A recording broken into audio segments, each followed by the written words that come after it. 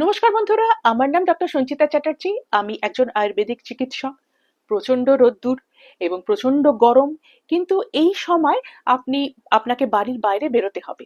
আপনি সচেতন, তাই জন্য আপনি জানেন যে জামা কাপড় দিয়ে আপনার শরীরের যতটা অংশ ঢেকে বেরোনো সম্ভব আপনি ততটাই ঢেকে বেরোবেন, এবং সেই সাথে সাথে আপনি টুপি, ছাতা, সানগ্লাস এগুলো ব্যবহার করবেন।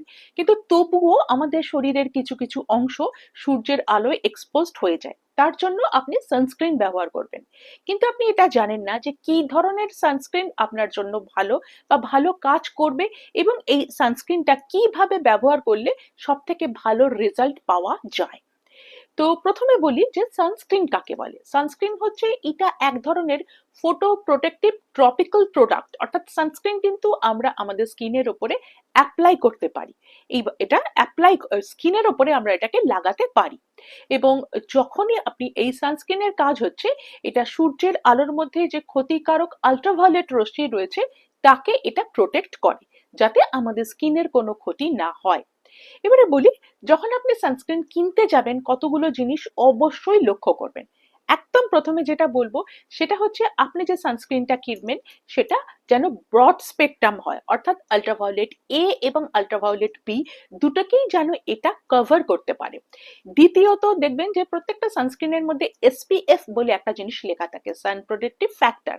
এটা এসপিএফ 30 থেকে এসপিএফ 50-র মধ্যে নেবেন। এটা কি হয়, সূর্যের আলোর যে আল্ট্রাভায়োলেট রশ্মি তাকে প্রোটেক্ট করতে পারে। যত এর নাম্বারটা বেশি হবে তার প্রোটেকশন ততটাই বেশি হবে। মোটামুটি এসপিএফ 30 থেকে এসপিএফ 50-র মধ্যে আপনি আপনার সানস্ক্রিনটাকে রাখবেন। এছাড়া দেখবেন সানস্ক্রিনের উপরে পিএ প্লাস প্লাস বলে একটা জিনিস লেখা থাকে, সেটা হচ্ছে আল্ট্রাভায়োলেট এর ক্ষেত্রে, এ রশ্মির ক্ষেত্রে একটা প্রোটেকশন গ্রেডেশন। যত প্লাসটা বাড়বে তার প্রোটেকশনের ক্ষমতাও কিন্তু ততটাই বাড়বে। আরেকটা জিনিস লক্ষ্য করতে হবে, আপনি যে সানস্ক্রিনটা কিনছেন তখন দেখে নেবেন যে তার ডেট অফ ম্যানুফ্যাকচারিং এবং সেই সাথে সাথে তার ডেট অফ এক্সপায়ারিটা দেখে নেবেন। জেনারেলি এর সেলফ লাইফ হচ্ছে 3 বছর, অর্থাৎ যেদিন এটা তৈরি হয়েছে তার 3 বছর পর্যন্ত, তারপরে এটা 3 বছর পর্যন্ত এর কার্যকারিতা ভালো থাকবে। তারপরে হলে তার কার্যকারিতা কমে যেতে পারে বা নাও থাকতে পারে। সুতরাং এটা কিন্তু আপনি অবশ্যই লক্ষ্য করে নেবেন, এটা যেন তার সেলফ লাইফের মধ্যে থাকে। তো আপনি যখনই কিনতে যাচ্ছেন এই জিনিসটা প্রথমে লক্ষ্য করবেন। এরপরে বলবো আপনার সানস্ক্রিন গুলো দেখবেন যে এটা জেল ফর্মে পাওয়া যায়, এটা লোশনস ফর্মে পাওয়া যায়, ক্রিম ফর্মে পাওয়া যায়, ময়শ্চারাইজার ফর্মে পাওয়া যায়। কোনটা আপনার জন্য ভালো? প্রথমত, আপনার যদি অয়েলি স্কিন হয় তো তাহলে সেক্ষেত্রে কিন্তু আপনি ম্যাটি এবং নন অয়েলি জেল ফর্মে যেটা পাওয়া যায়, যে সানস্ক্রিনটা পাওয়া যায় সেটাই আপনি ব্যবহার করবেন। তার কারণ অয়েলি স্কিনে অ্যাকনি বা পিম্পল এগুলোর সমস্যা থাকে। সুতরাং এই ধরনের সানস্ক্রিনটা যদি আপনি ব্যবহার করেন এটা আপনার স্কিনের জন্য সুইটেবল। আরেকটা হচ্ছে যাদের ড্রাই স্কিন থাকে তারা একটু ক্রিম জাতীয় যে সানস্ক্রিনটা রয়েছে সেটা তারা ব্যবহার করতে পারেন তাদের স্কিনের জন্য। এই যে সানস্ক্রিনটা আপনি কিনছেন এটা কিন্তু দুই ধরনের হয়। একটা হচ্ছে যে মিনারেল এবং আরেকটা হচ্ছে কেমিক্যাল।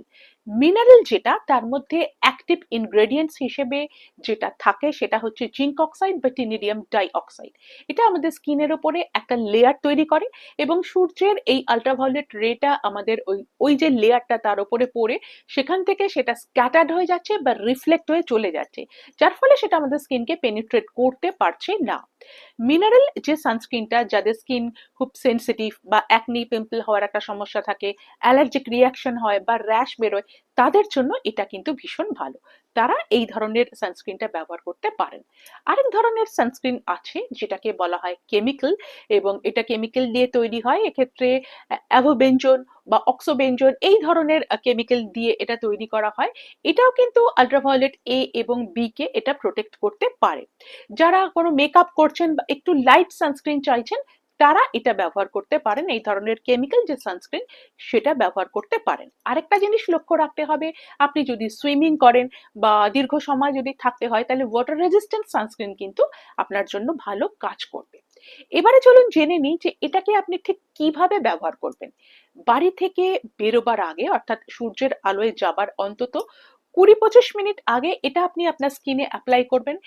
আপনার স্কিনের যতটুকু অংশ সূর্যের আলোতে এক্সপোজড হতে পারে শুধু সেই জায়গায় লাগাবেন। যে জায়গাগুলো আমাদের জামা কাপড় দিয়ে ঢাকা রয়েছে সেখানে লাগাবার দরকার নেই। দুটো আঙুল দিয়ে হালকা করে লাগিয়ে একটা থিন লেয়ার তৈরি করবেন আপনার স্কিনের ওপরে। এক্ষেত্রে ভিগোরাসলি কিন্তু সেক্ষেত্রে ঘষাঘষি করার দরকার নেই। এবং তারপরে আপনি রোদ্দুরে বেরোতে পারেন। এবং 2 ঘন্টা পরে যদি আপনাকে অনেকটা সময় বাইরে থাকতে হয়, তাহলে এটাকে 2 ঘন্টা পরে আপনাকে আবার অ্যাপ্লাই করতে হবে, বা সুইমিং করলে বা ঘেমে গেলে এটা উঠে যেতে পারে, তখন আপনাকে এটা আবার অ্যাপ্লাই করতে হবে। এটাই হচ্ছে সানস্ক্রিন ব্যবহার করার নিয়ম। তবে যে কোনো প্রোডাক্ট, যে কোনো জিনিস স্কিনে লাগানোর আগে একবার প্যাচ টেস্ট করে দেখে নেবেন। অর্থাৎ হাতে একটুখানি লাগিয়ে কিছুক্ষণ অপেক্ষা করে দেখবেন। তারপরে যদি দেখেন যে কোনো ইরিটেশন হচ্ছে বা র্যাশ বেরোচ্ছে, তাহলে বুঝবেন যে ওই প্রোডাক্টটা আপনার জন্য সুইটেবল নয়। তখন প্রোডাক্টটা চেঞ্জ করতে হবে। এটা কিন্তু যে কোনো প্রোডাক্টের ক্ষেত্রে করে নিতে হবে। তাহলে বন্ধুরা, কিভাবে সানস্ক্রিন ব্যবহার করতে হয় বুঝলেন। তবে এর সাথে সাথে অবশ্যই ছাতা, টুপি, সানগ্লাস এগুলো ব্যবহার করবেন। ফুল স্লিভ জামা প্যান্ট পরবেন। যতটা শরীরের অংশ ঢেকে রাখা সম্ভব ততটাই ঢেকে রেখে আপনি বাড়ির বাইরে বেরোবেন, এবং চেষ্টা করবেন সকাল 10টা থেকে 4টে পর্যন্ত। এই সময় তো সূর্যের আলোর প্রভাবটা অনেক বেশি থাকে। যদি বাড়ির বাইরে বেরোতে না হয় তাহলে কিন্তু ভালো হয়। তাহলে বন্ধুরা, আজ এই অবধি। ভালো থাকবেন, সুস্থ থাকবেন। নমস্কার।